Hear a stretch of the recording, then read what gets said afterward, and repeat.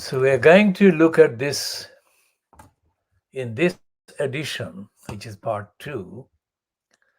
We're looking at the various terminologies being used by Fleet Street and the rest of the UK media about the murder of Sabina Nessa. As we pointed out at the beginning of the week following the weekend, when Sabina Nessa's murder was first reported, the first reporting of the murder was underplayed, as we said. We said in our publications. We said that the murder was being underplayed and that it was being called a killing. We said that it is possible to see the operation of an agenda at play, and the agenda was to underplay the murder and to treat the murder as less important, less serious than it has been and should be treated as. We didn't say a great deal about the motivation in the media for underplaying, or the motivation that the media was repeating from the police. The motivation might be to underplay the murder because Sabina Nessa was, of course, and she is a Muslim, and it is clear that she is a Muslim from a Bangladeshi background, which we could have asserted from her name and the appearance, but we didn't do that because we had not seen any published kind of evidence referring to her ethnicity and her faith backgrounds. But now we know because enough references have been made, especially during the day yesterday, Friday, the 24th of September, 2021, when her sister has been reportedly talking about her sister. And the same sister has been also reportedly praying for her parents to be given the ease of experience by God, Allah, she said, to bear the pain and the loss, to be able to bear the pain and the loss. Now, to what extent did the Fleet Street narrative emerge that referred to Sabina Begum's Nessa's murder as killing? I apologize because her name is not Begum, but most of the names of the girls in the nomenclature have got the Begum. That is my reason for slipping back to using Begum rather than Nessa. So it's not intended to be Begum, it is just a reflex that I unconsciously, inadvertently kind of allow to assert itself in my speech. The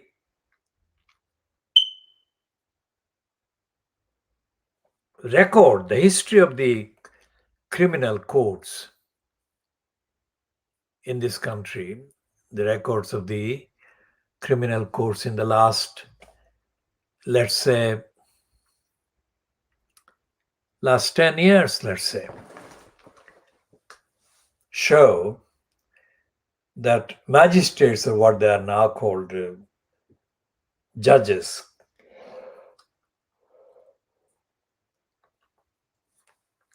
magistrate court judges and crown court judges, they are on the record as having allowed, number one, at least 10, if not more, racists to walk away from the actual crimes that they have been prosecuted for. Racist or racially aggravated crimes. And you look at the other side, victims of racism are not confined to victims of racism outside of the courts. Victims of racism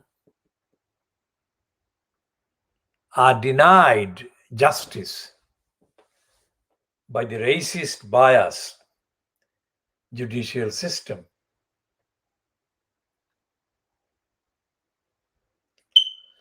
So that's a factor that we're just mentioning, not going into more details at this stage. And the other thing is that many magistrates have, or judges, crown court judges have let off blonde, white, female criminals and murderers or killers. And the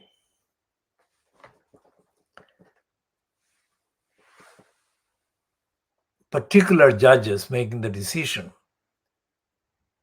have made no bone, they have not hidden the reason, the motivation behind their leniency. And the motivation has been the physical appearance, the attractiveness of the criminals. So the courts have not, these particular incidents, the courts have not hidden their own aggravation, criminality.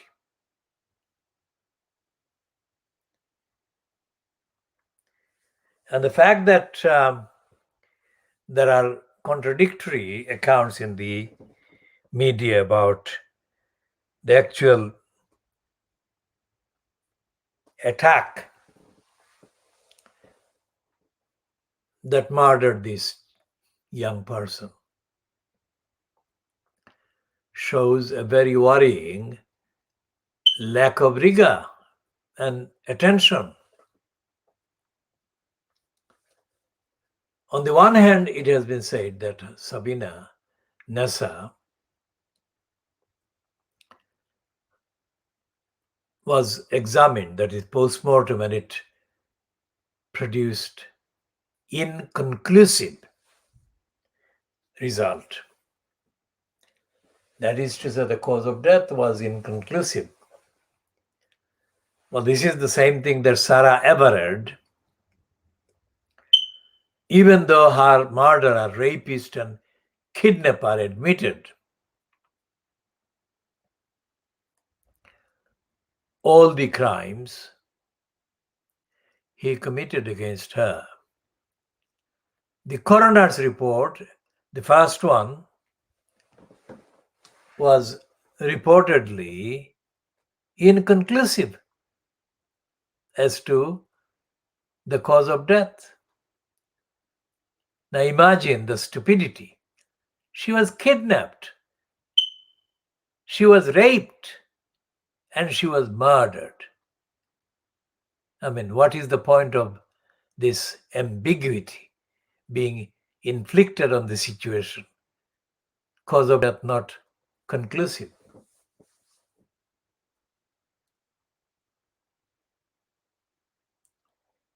So we shall be kind of having to wait and look at the various movements on the part of the quote authorities like the police and the coroners and the Crown Prosecution Service. But we make the point again that it is not guaranteed that the fullest rigor will be applied to pursuing the murderer and any associate, any accomplice, because we don't want to speculate, but it is not impossible. And that's all we say at this stage. It's not impossible that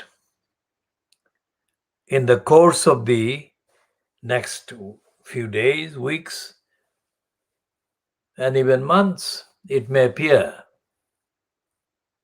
that although at the beginning they've been saying that there was a single person who committed the murder, it may appear that the single person who did commit the murder might have had accomplices, accomplice or accomplices. And the other thing that gives a reason to say that is that they said that when she was on her way to the pub to meet a new date or make a date with a person she knew but not had any relationship with, they also said that she had just recently ended another relationship. Now, we don't know the connections between the various persons she was in relationship with or was about to be in relationship with. But the fact that she had a relationship which ended and that she was about to begin another relationship, which is what she was going to start doing when she was murdered. This might be of interest. Let's put it this way. Quite apart from those limitations that I have outlined, the fact that the campaigners have said, various campaigners have said, and will continue to say that women are being murdered in too alarmingly high numbers. Now, what's the actual practical kind of impact of saying that? What I mean by impact is this. If the various stages of the state that is supposed to exist to protect its citizens, if the various stages of the state fail to show complete rigor in pursuing criminals and crimes and criminals against women, then that doesn't create an atmosphere, that doesn't create a kind of culture in which crimes against women of that nature, against women, let's say, murdering, deadly crimes, violence, these are not seen as crimes, offenses carrying significant consequences for the perpetrators. So the perpetrators to be, that is, somebody who is not yet a criminal but may turn out to be a criminal, is not getting the message that doing severe crimes against women carries anything serious. That is the observation I can make at this stage. And this is a kind of fact-based, evidence-based observation about the role played by various parts of the state in safeguarding, let's say, safeguarding people who are in vulnerable positions because of society, because of the culture. For example, Sabina Nessa was a vulnerable person in the sense that her murderer didn't think that murdering her was going to be followed by very serious consequences against the murderer. Because if he did, and I say he because most indications are that it was a man, if he did think that there would be serious consequences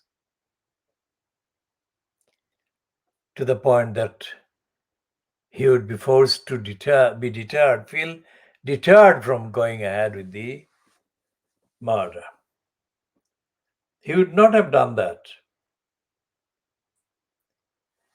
So it's a kind of feeling,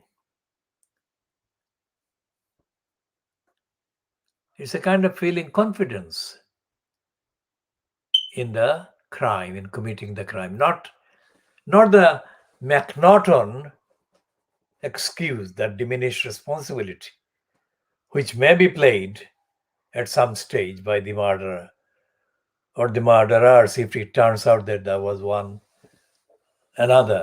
than one person involved in the murder of Sabina Nessa. Because reports say that, I haven't seen the CCTV and I don't intend to see the CCTV. It would be too shocking for me and upsetting. But the reports on some websites suggest that the murderer struck Sabina Nessa not far from her home,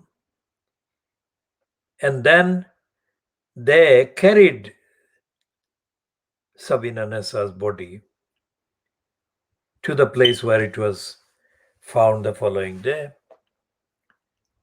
That is not the behavior of diminished responsibility.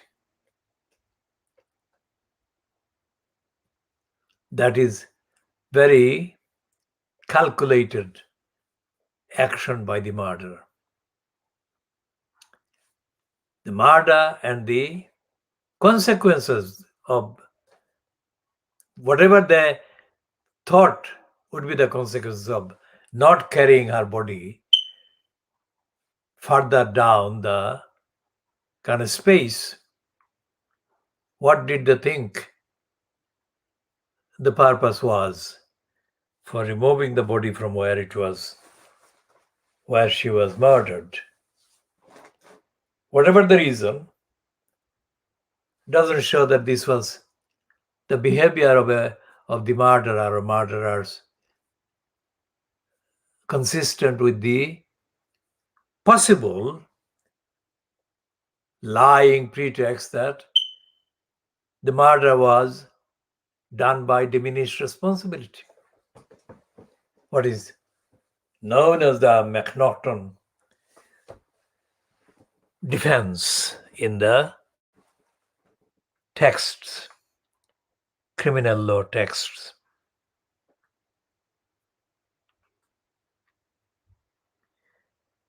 So, for example, this woman in Birmingham, this white woman in Birmingham,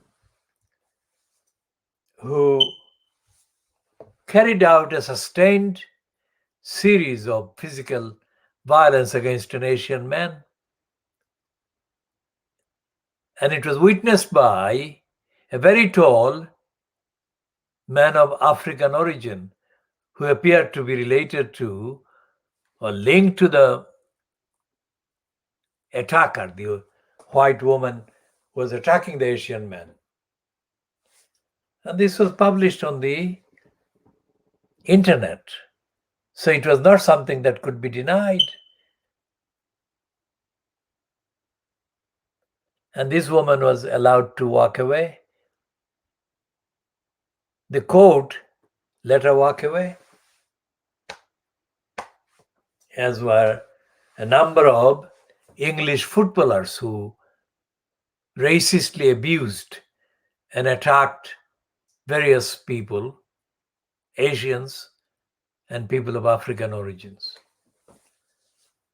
And they were allowed to get away by the court system. So there is nothing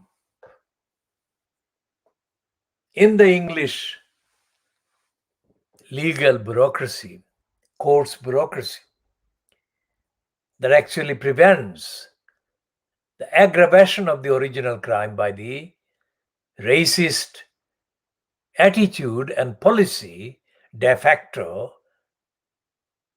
of the court where the charade takes place of a trial of the racists. So this can be reversed.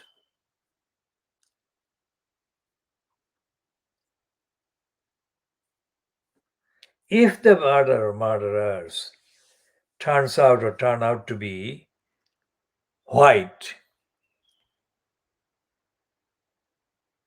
then all kinds of racist reflexes on the part of the court bureaucracy will be triggered in order to let off the murderer, going by the pattern of the last decades. So when the Private Lie and the Guardian jointly operating the Paul Foot Award decided to give the particular year's Paul Foot Award to Amelia Gentleman for her alleged investigation into the Windrush generation. What did they think they were doing?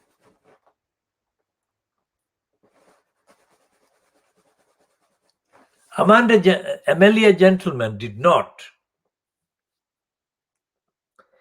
make an original contribution that could actually surpass or create an original, factual record, more authentic, more extensive, and more rigorous than the evidence given to the UK Parliament, given to the UK series of UK governments, and given to the agencies of the UK government by the victims of racism and the hostile environment, the victims being both from the West Indian background, Empire Windrush, as well as from the African and Asian backgrounds and continents.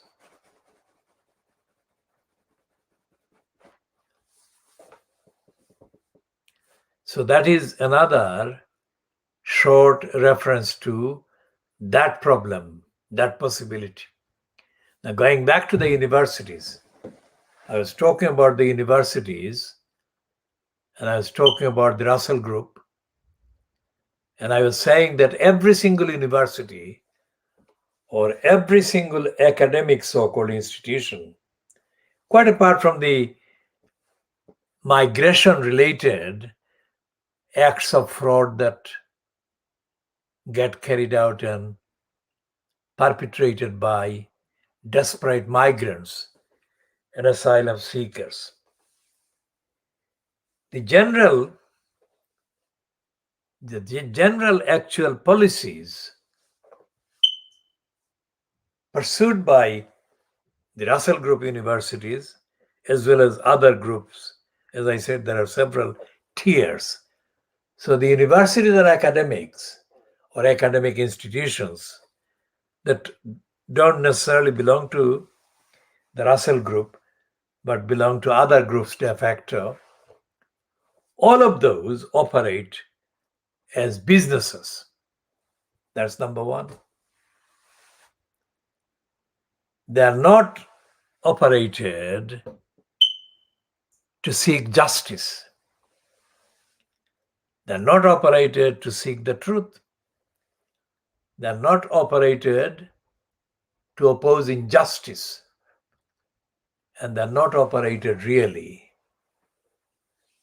as genuinely, objectively defined platforms and places for encouraging what is objectively defined as enlightenment, which is towards education. So given that these institutions are businesses, it follows that they are corrupt. Because there is nothing in the practice of capitalism that actually requires honesty, integrity, transparency, and disclosure. That requires transparency, honesty, disclosure, accountability, and truthfulness on the part of the business operators or operatives in a business. Which is the reason why the academic institutions in this country do not run any program like this, for example. They never have done. And it's unlikely that they ever will.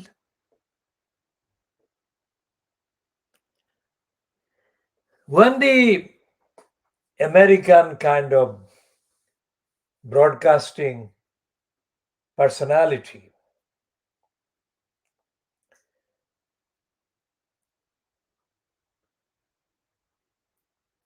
retired from the American network, a man called King, Larry King, he was able to be hired by the Russian state television network.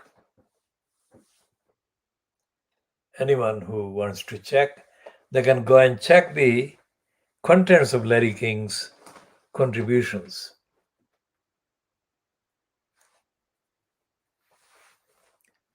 And it's absolutely not up to scratch. Just like the linguist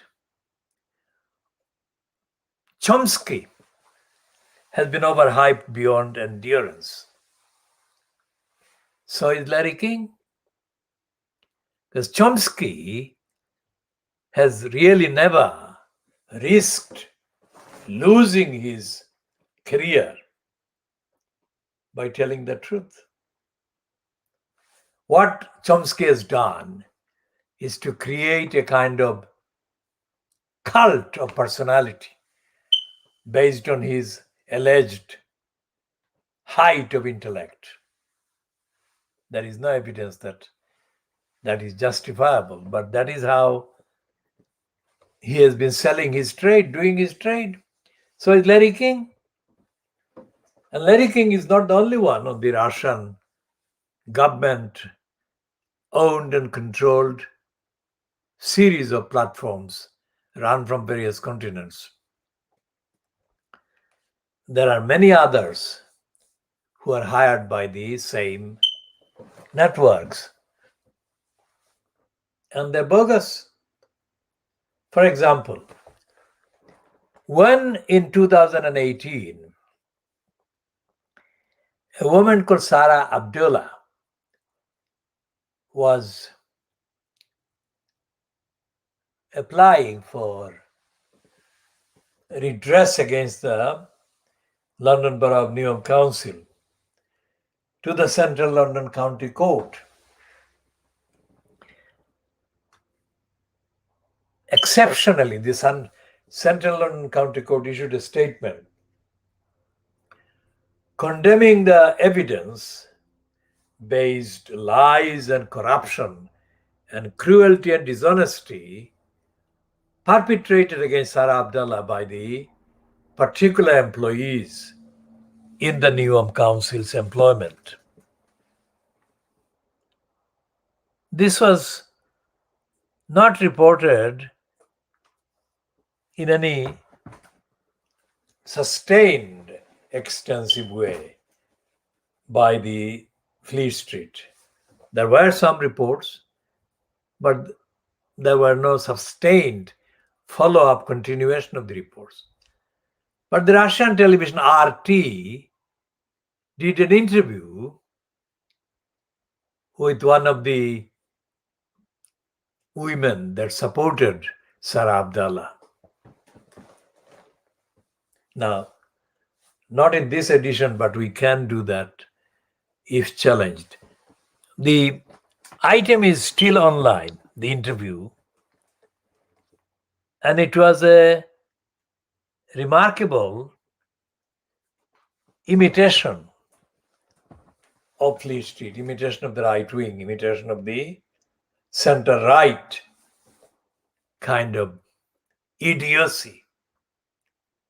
It didn't give the facts about Sarah Abdullah's struggles. It didn't talk about the history of Newham Council's lying about housing, let alone the details of the cruelty policy practiced by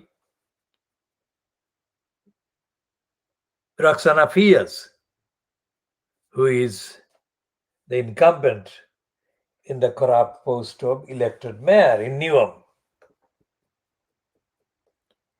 And it didn't refer to the visit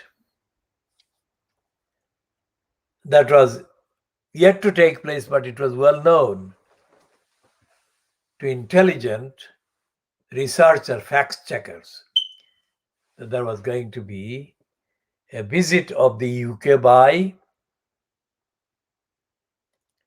the UN's so-called special envoy on extreme poverty and homelessness.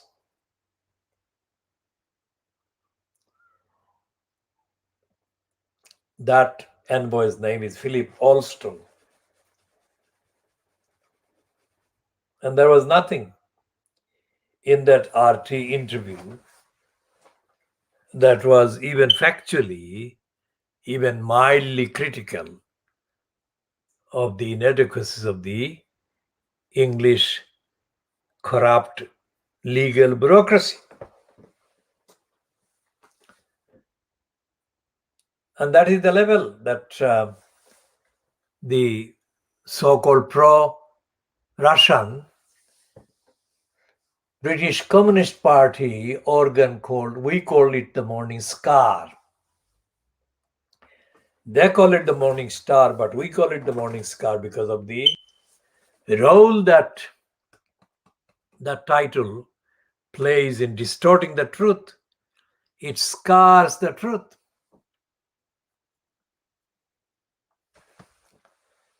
And so therefore, in the one online piece that we have seen, published by the Morning Star, about the murder of Sabina Nessa,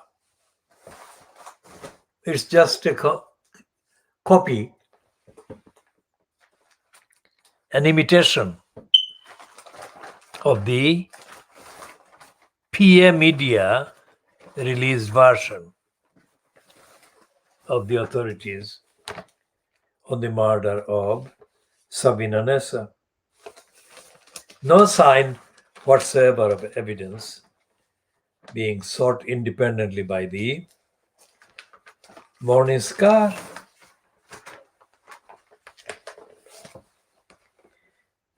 Now, the Morning Star is a very corrupt title. How? Because it supports the crooks in all the councils, like Hrs Council, like Lewisham Council, and we shall go back to Lewisham Council in a minute about Sabina Nessa's murder. For the entirety of the 5 calendar years during which Lutfur Rahman was incumbent in the corrupt post of elected mayor in the name of Tower Hamlets, the Morning Star didn't publish a single critical piece against the corrupt regime that was being fronted by Lutfur Rahman.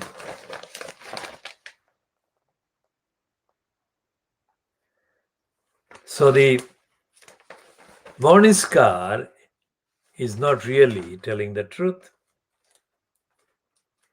about anything. Even our Starmer, whom we call the political murderer of the Labour Party, the Morning Star is embarrassingly, ignorantly, stupidly lightweight